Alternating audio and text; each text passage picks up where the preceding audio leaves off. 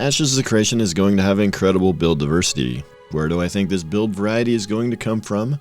First, the skill trees. There are 3 combat related skill trees, the skill tree for your chosen archetype, a unique skill tree for every weapon, and keep in mind there are a lot of weapons and every archetype can use every weapon, and there is also a universal skill tree. So far the skill trees are fairly well fleshed out and appear to give a fair amount of build variety, at least for low level alpha gameplay, especially when you factor in the interplay between the archetype and weapon skill trees. For example, in the Mage skill tree, if you wanted to focus more on one of the spell schools of Fire, Frost, or Lightning, that is possible.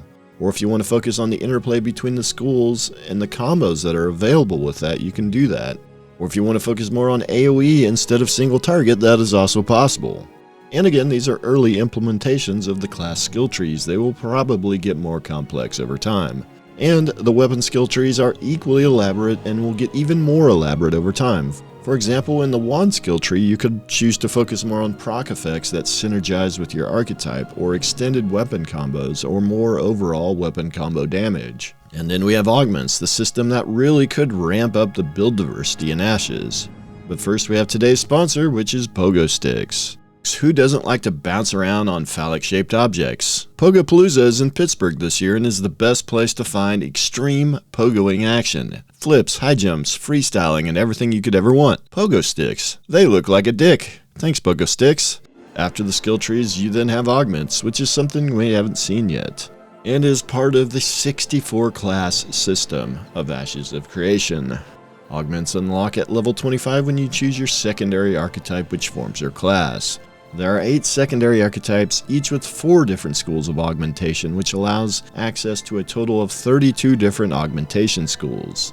In total, across 8 archetypes, there might be a total of somewhere around 8,960 different spell variations in the entire game, if we assume each primary archetype has 35 total skills that they can choose to spec into.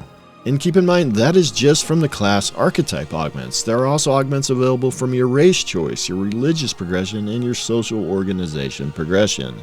So with augments and the math behind augments, there is insane build customization on paper. Another important thing to keep in mind about these alternative augments is that the same augments might not be available on every server, as each server might have different religious and social organization progression. Then, just like how every class can use every single weapon, every class can use every single armor type. There are 3 armor types: light armor, which focuses more on magical damage mitigation, heavy armor, which focuses on physical damage mitigation, and medium armor, which has some benefits of light and heavy armor and might also have some damage increases applied to it, to not just be defensive in nature. Then, in addition, when building your class, keeping in mind any potential combos that can be delivered via Ashes of Creation's take on a skill combo system might be important as well.